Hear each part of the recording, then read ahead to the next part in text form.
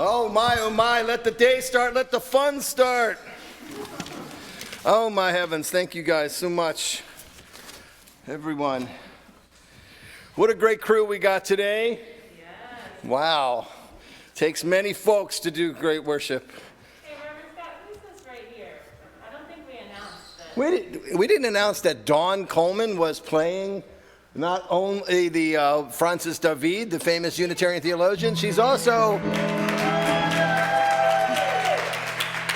our lead custodian and is a joy to work with. Thanks for that. Here's to the dreamers in the bars. Here's to the babies in a brand new world. Here's to the beauty of the stars. So many blessings.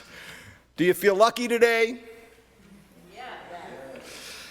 So today's Time for All Ages, it encapsulated this year's theme. Emerge, deepen, and transform. And it did this in the story of the Edict of Torda, that first proclamation of religious tolerance in 1568. 1568 was a fervent time in Europe. The Protestant Reformation, just 40 years old, had begun to offer choices in how to be Christian, and the Catholic forces would have none of it. They sought to squash these innovations of faith wherever they emerged. Now, another detail about the Edict of Torda is it was proclaimed in Kolozsvár in Transylvania. And some scholars to this day believe that the reason the wild tales of Transylvania as a wild and foreboding land derive from the fearful reaction to the Edict of Torda's proclamation of religious liberty. It was a warning, as if to say, this is what happens when you allow people to believe what their consciences demand that they believe. So beware that pesky freedom. Oh, how lucky you are that we don't live in such a world today. Now, the Edict of Torda, yes, promoted the tolerant coexistence of Muslims and Jews, of which there were many actually in Hungary at the time. And both of those groups had been traditionally hounded by Catholics after the Muslims were no longer ruling that part of Europe. The Calvinists were not very friendly to them either. But nevertheless, the Torda's debates contrasting the Trinity versus the unity of God focused on Christian freedom of worship, even though it did encourage tolerance of Muslims and Jews. And from the moment that Torda was declared, forces conspired to rid Central Europe of this freedom. King Sigismund died in suspicious circumstances in 1571. Sorry, Your Highness. He was only 31 years old, and it was only 3 years after the edict was declared. Spanish and Polish Catholics soon orchestrated a Catholic monarch to seize power after Sigismund's untimely death. And Francis David, the king's Unitarian theologian, was restrained by Catholic forces. You have to remember, at this point in history, the Pope controlled armies. And David was tried as an innovator. He died in prison in 1579, buried in an unmarked grave. According to legend, a poem was found scrawled on his cell wall, and it included these final lines: nor lightning, nor cross, nor sword of the Pope, nor death's visible face. No power whatever can stay the progress of truth. What I have felt, I have written. With faithful heart, I have spoken. After my death, the dogmas of untruth shall fall. He just didn't say how long after his death. It was a dream, was it not? How lucky would we be if untruth could be vanquished indeed? Today, we are surrounded by dogmas of untruth, are we not? So many people today make careers, even fortunes, hawking the worst kind of lies, whether it's QAnon nonsense or anti-vax hysteria or weird things about celebrities that never seem to have an end. How lucky we are that we belong to a faith that strives to discover, reveal, and promote truth, to call out and dispel falsehood.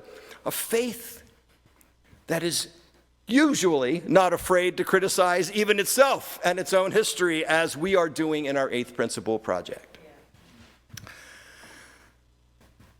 Let me share some other beliefs, some things I believe are untruths, widely held by many Americans.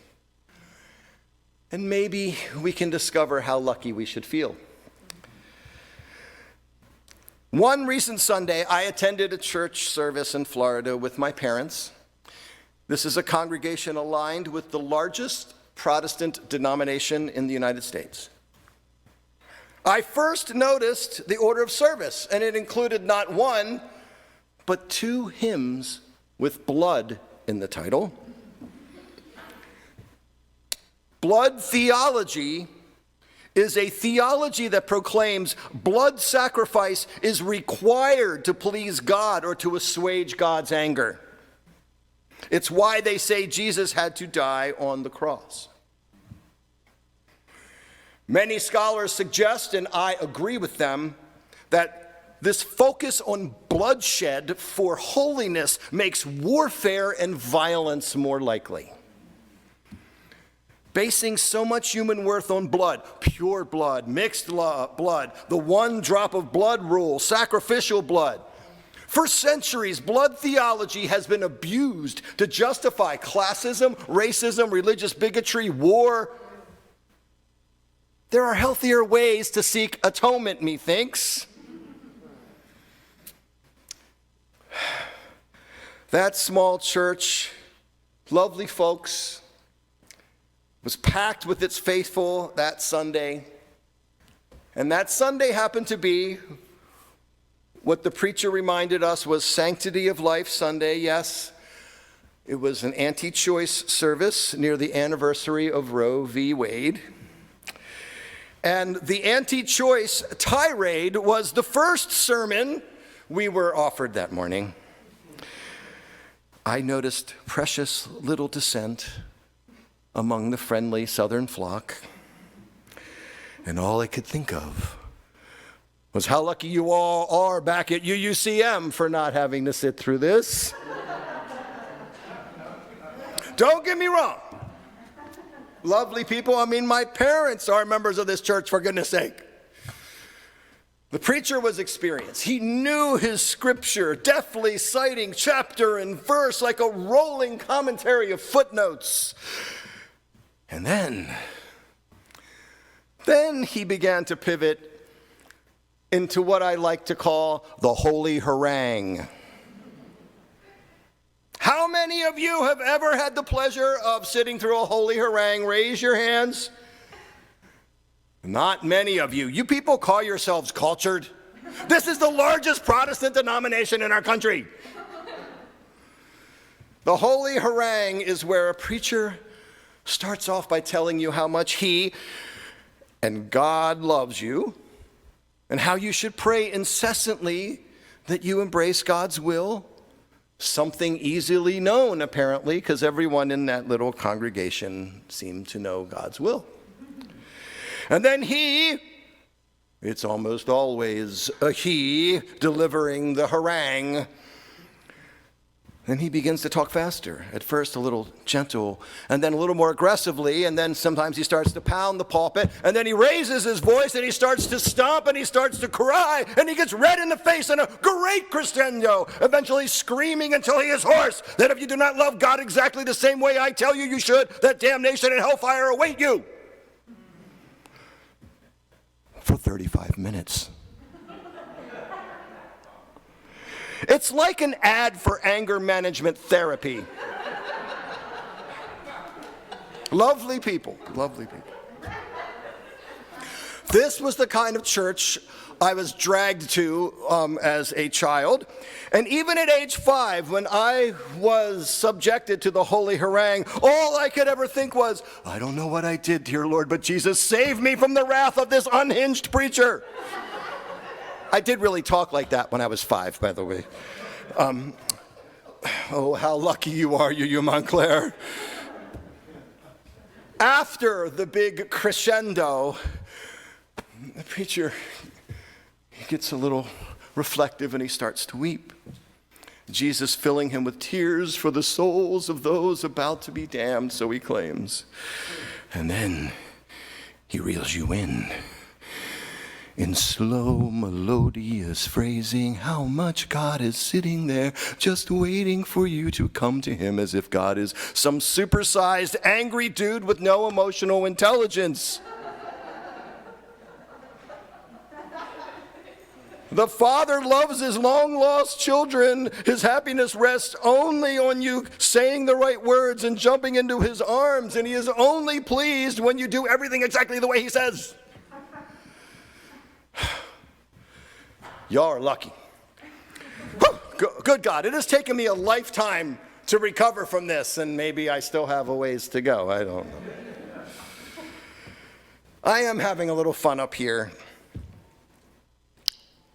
But beliefs have consequences. Imprinting upon the mind and heart of the Almighty that God only loves those who follow one specific path, one paved with doing these rituals only, saying these magic words spoken only in this way, claiming God's love is limited, that divine love excludes the vast majority of human race, I believe is among the most abusive, regular things people ask other people to perform. Of course, I would never say that publicly.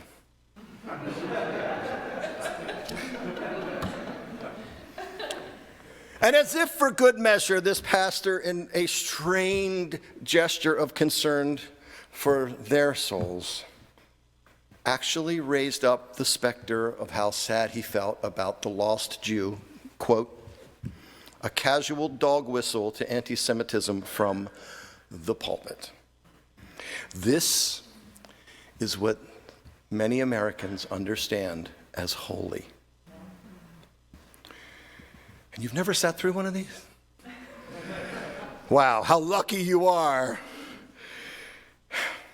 Approaching the haranguer in the receiving line, tempted as I was, I did not raise up all of my theological objections. I mean, it is my parents' church. They have to go back next Sunday. So to be cordial, I simply said, how's it going?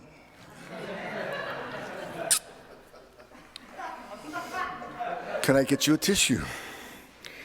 Perhaps a bourbon? And he replied, we're having trouble finding leaders for many of these smaller churches. Looking around and seeing the attendance was 70% female or more, I offered, I'm sure there are many women qualified to lead these churches. I had to get one in. To which on cue he replied, well, you know, conservative Baptists don't really accept women as leaders. Oh, you Montclair, how lucky you are. Right there, dressed up as a worship service, was a microcosm of many of the ills that plague our nation. Bad theology, a resistance to change, denial of the human dignity of entire classes of people, racist dog whistles, excluding the female half of humanity from leadership, believing difficult things to accept. We have a better way.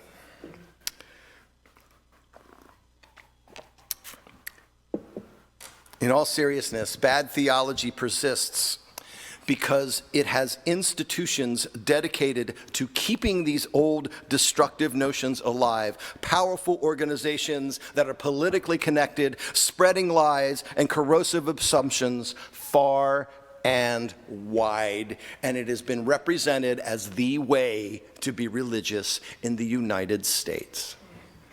It's one reason Reverend Anya and I are very, very open that this is a faith-based place, that our values are based in real, meaningful, holy, religious truth.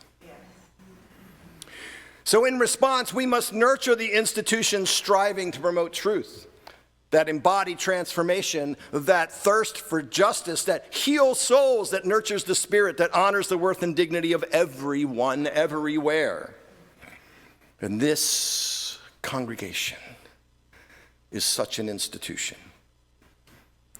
A slice of justice and action, our temple of healing love, our laboratory where we explore and express our own innovations of the Spirit without fear of sanction, a work site where we find meaning and service, a microcosm of how people who are in many ways quite different from one another, have you met Reverend Anya and I? Whether we're different in race, ethnicity, gender, temperament, where we can unite in common toil and service to something larger than ourselves.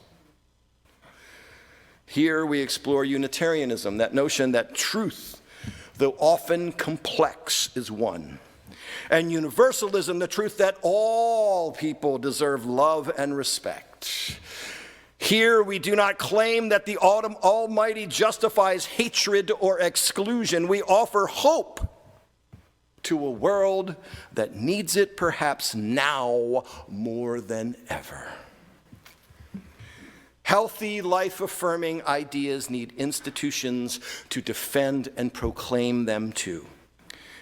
Institutions, congregations like ours cannot exist without time, talent, and treasure. You know it's coming. Your volunteerism, your expertise, and your money are all needed to keep us open, vibrant, and thriving. So how lucky you are, beloveds, that today we're inviting you to show your financial support. One built upon a solid foundation of true religious liberty, a place dedicated to stretching the tent of human welcome wider with each passing day. Generosity is a spiritual discipline, so we celebrate all of our folks who give time, talent, and treasure. Now let me be clear, we understand many of your schedules limit what time you have to give. No, it's your presence that makes us who we are. We cherish your engagement, however often and deeply you can engage, your spirit, your ideas. We also understand that some people's finances do not permit them to give much or at all. Please know, you are loved and needed here. For those who can, pledging your financial support is easy.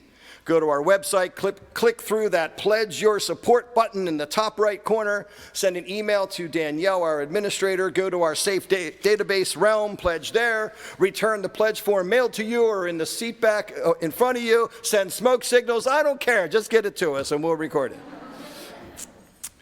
Pledge how much you will donate over a year's time, and you can pay that pledge throughout the course of the next year in your own way. Pledging is a personal matter, a chance to demonstrate what the beauty, challenge, and purpose of this place means to you. As religious leaders, Reverend Anya and I have committed to tithing. You may have heard this, to giving at least 10% of our income to charity, most of which we give to UUCM. How can we ask you to give if we don't? Reverend Anya and I pledge $7,000 a year. Now I know we don't have children in college and some of the expenses you all have. So we're emerging now from the second pandemic in our 125-year history. And your generosity has kept us producing great programs, outfitted our building and grounds with technology needed to be a congregation for the next century. Your generosity has enabled us to keep this facility running smoothly. That's why we had cash reserves to replace the boiler when it broke in December. Decades of generosity, well managed. And please know that we do take care of your money. We have not had to lay off staff. Our investment team has taken great care of your donations, whether the market went up or down. Your staff continue to exercise fiscal restraint. And because we responded so quickly, our insurance covered $40,800 of the boiler repair, almost every penny. So throughout it all, we've been able to keep our social justice witness consistent and powerful. We've done the core things, be educating our youth, training our leaders, being of service in weekly meals for Mesh, and we have strived to remain connected in right relationship, caring for one another. Beloveds, we have learned together over the years some simple truths. Love and justice aren't just actions, they are orientations of being. Beauty and truth are also orientations of being. They emerge from, are deepened by, and transform our worlds when we align ourselves with that which gives life, with that which is healthy, wholesome, true, necessary, and sometimes challenging. When we restrain ourselves from games of insult and injury, when we refrain from constant critique and corrosive speech, when we pause before kvetching and tearing one another down, when we choose to light a candle instead of cursing the darkness, when we choose to love when love seems hard to find, then we start to embody the world we know should be. So keep us healthy, powerful, responsive, caring, brave, and yes, solvent. So please pledge generously as soon as you can. And how lucky we are to be on this journey together. So may it be.